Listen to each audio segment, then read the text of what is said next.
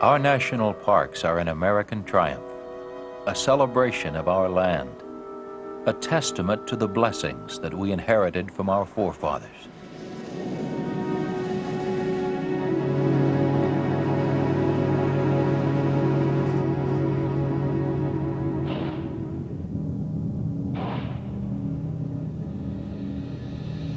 We, the American people, have chosen 50 of our most precious, most irreplaceable, most unique areas and set them aside as preserves, keeping these wild and beautiful places in trust for the future.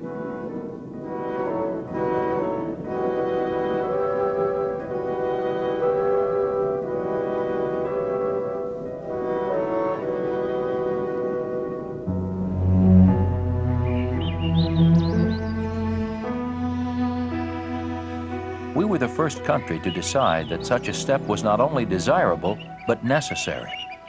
And the American park system is the largest and most varied in the world.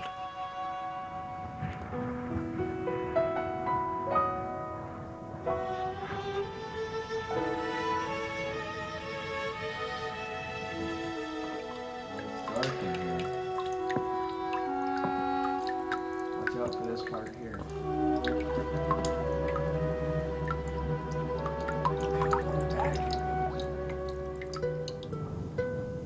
Wind and water etch magnificent monuments from solid rock. The land seems to live and breathe before our very eyes.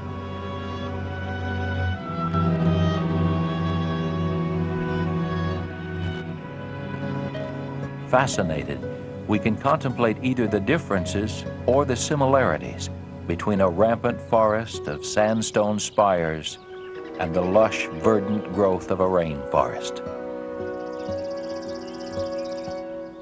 Our parks provide haven for threatened wildlife and preserve the fragile natural beauty of the wilderness.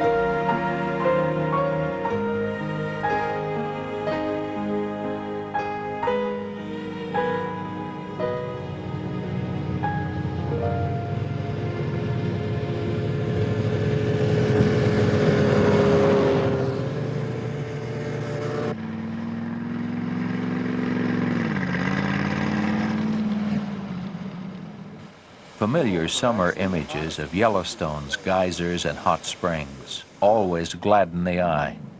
But few realize that in winter, Yellowstone takes on a frosted majesty of unparalleled splendor.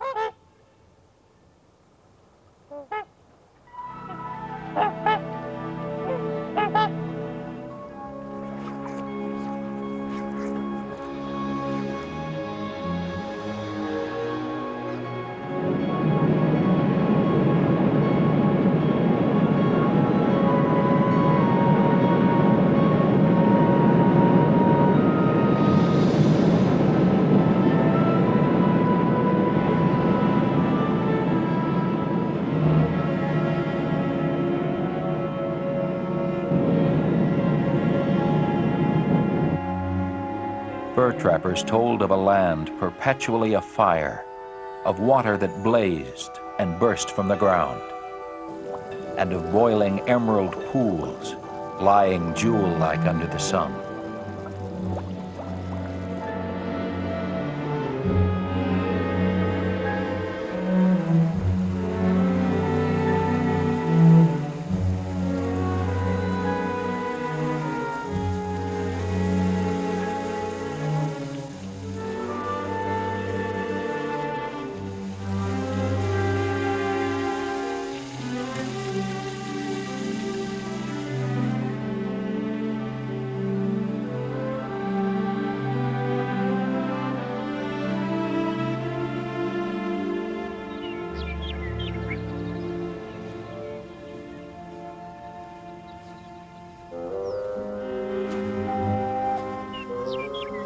They told of nature's children running free, a land of great bears, and limitless herds of elk and bison.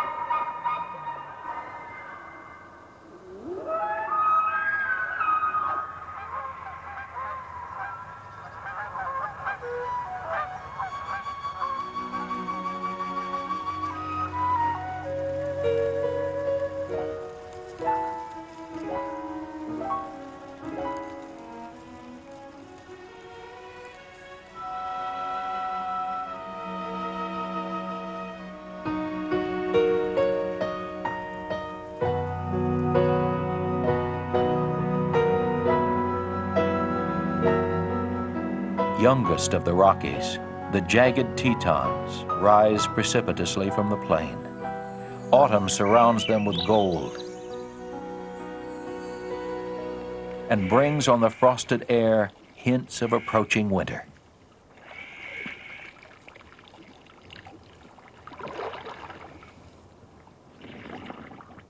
In the valley below, moose and elk can only wait for the impending onslaught of snow.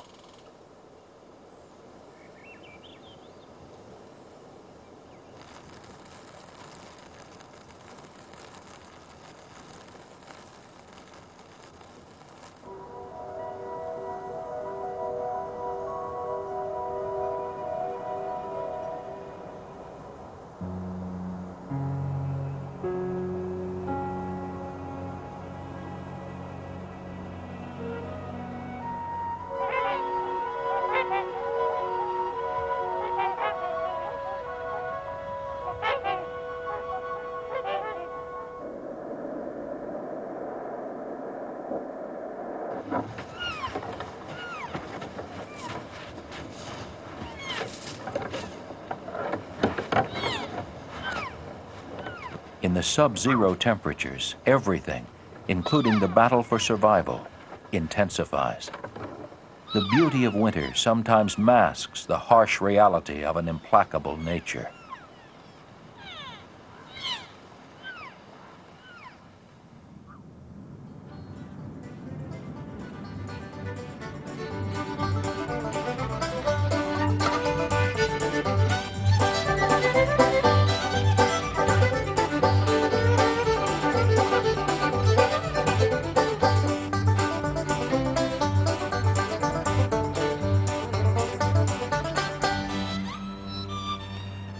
Washington Irving wrote, "There is a serene and settled majesty in woodland scenery that enters into the soul and delights and elevates it and fills it with noble inclinations."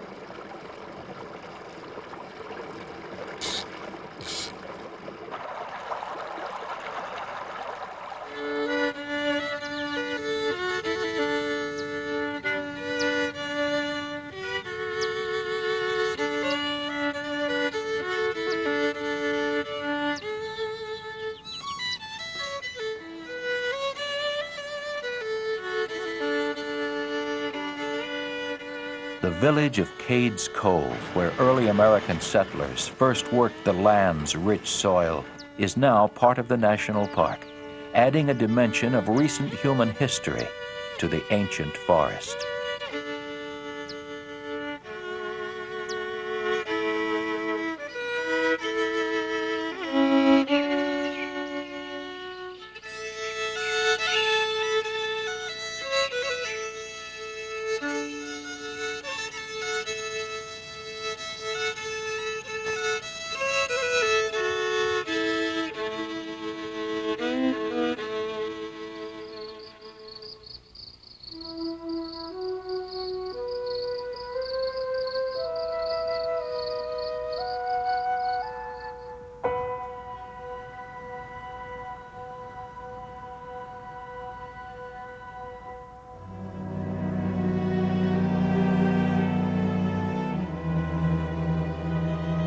Freeman Tilden, in his book, The National Parks, wrote, "As you journey through Glacier, your impression will be of mountains that are on the march.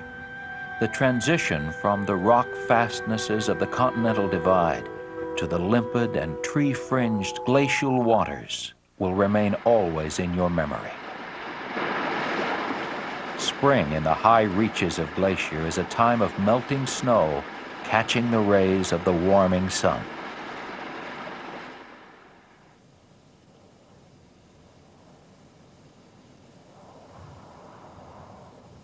It is a time of rich colors, of mountainsides bursting with new life. It's as if each spring creates the park anew.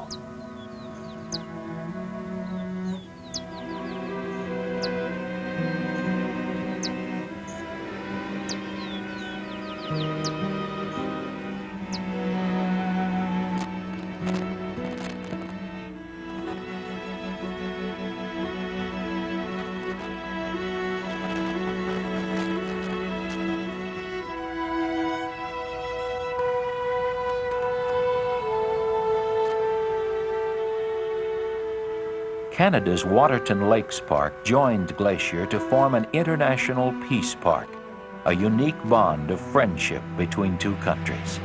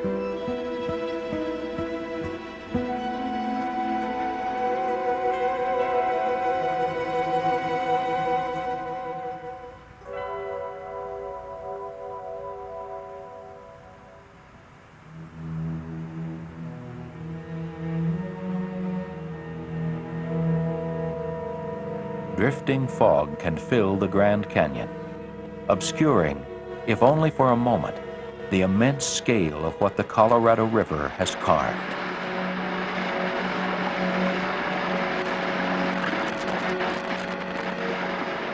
The power of the rushing water can only be appreciated by looking in awe at its handiwork, following the course of the river as it plunges down through the precipitous cliffs it has created.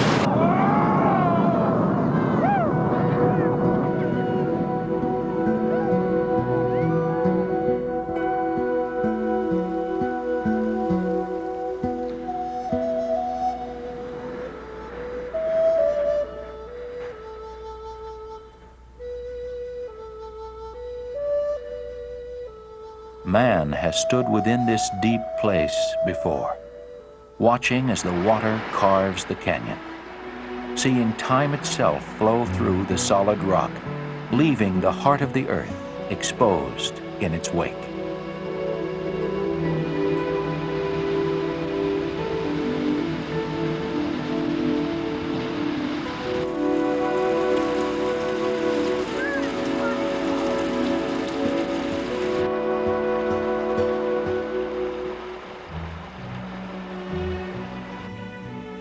John Wesley Powell, making the first known run through the Grand Canyon, wrote in his journal, "Turning around, we can look through the cleft through which we came and see the river with towering walls beyond.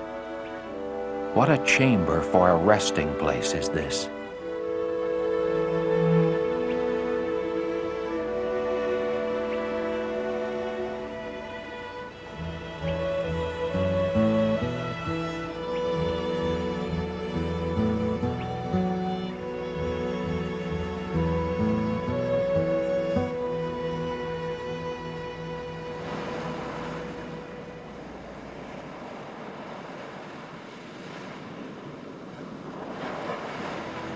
A seacoast, an alpine range, and an amazingly fertile forest combine to create a park where summer and winter can coexist.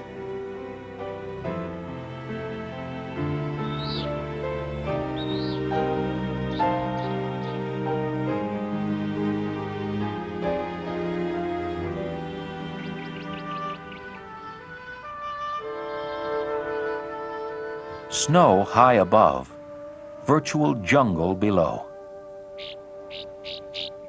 Olympic's deep, dense Hoh rainforest is rare in the temperate latitudes.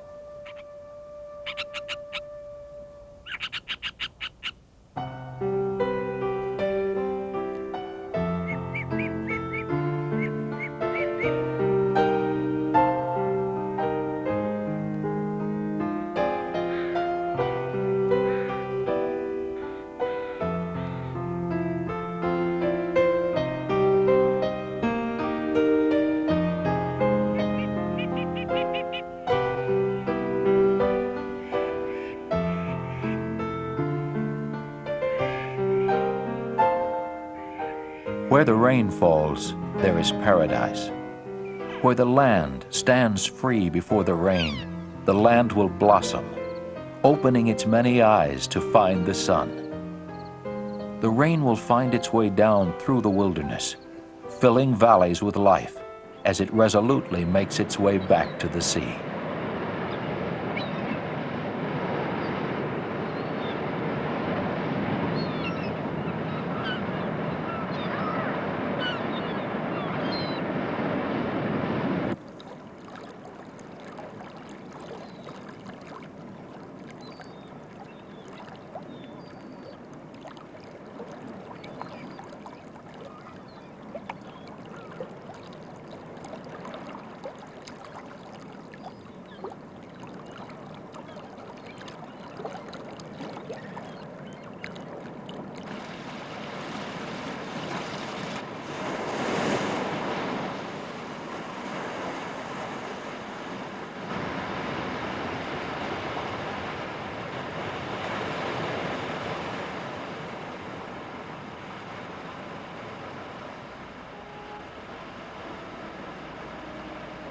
We need the tonic of wilderness.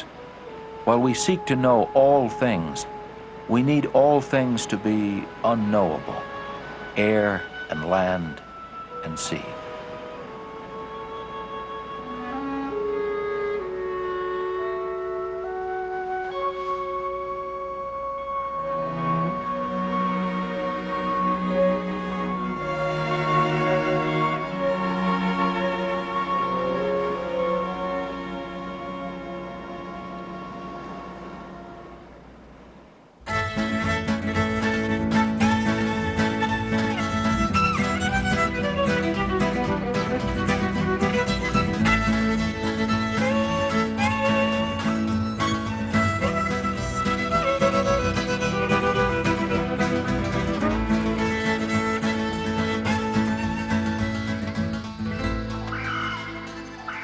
there is a place where earth and water met and joined.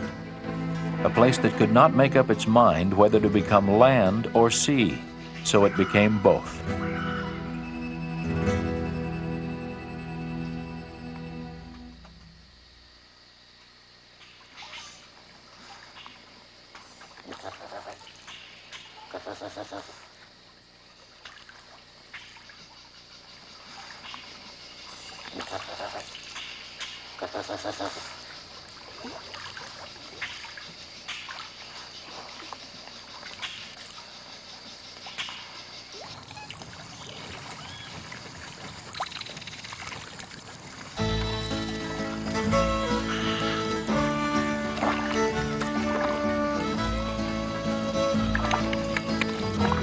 Here can nature's handprint be plainly seen, each finger pointing out a separate path toward survival. Like the patterns of a fingerprint, the interwoven web of life dances about itself, each element separate and yet irrevocably joined.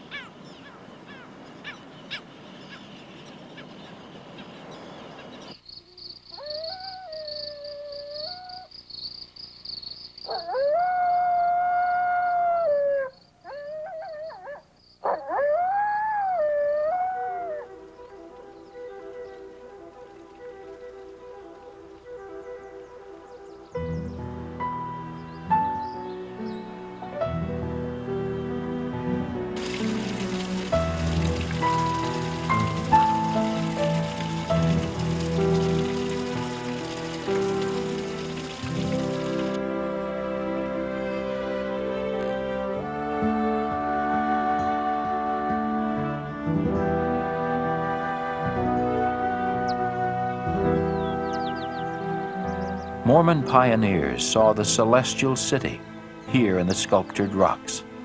They called it Little Zion. The great white throne of Zion reminds us that the Native Americans revered the canyon as a holy place and preserved it from intrusion.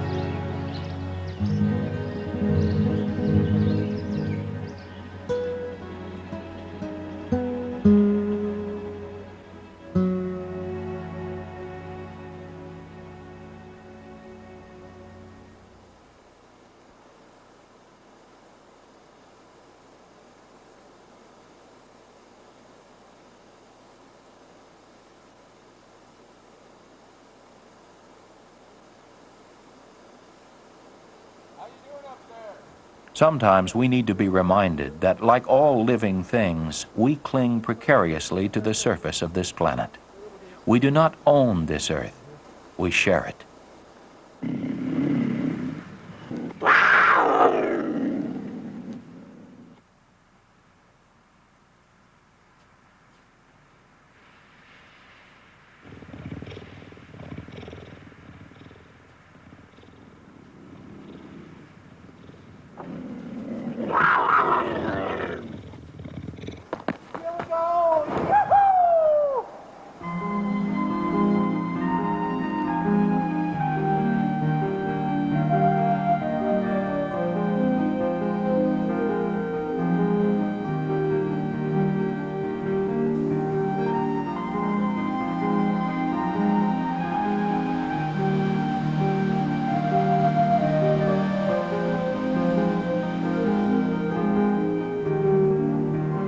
No place is so rare as Yosemite.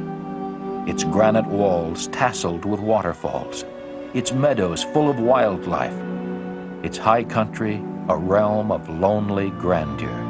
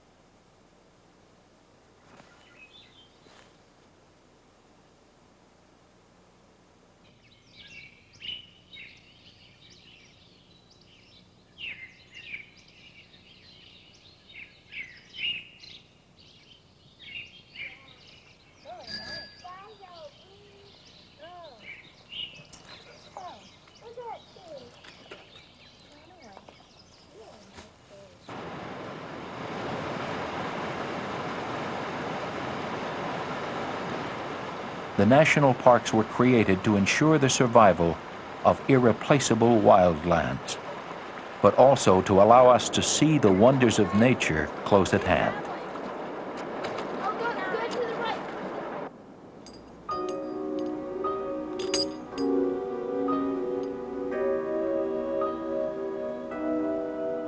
By living for a moment in the midst of these wonders, we will find ourselves all the more eager to preserve them, so that they can continue as they are, haven for both nature and ourselves.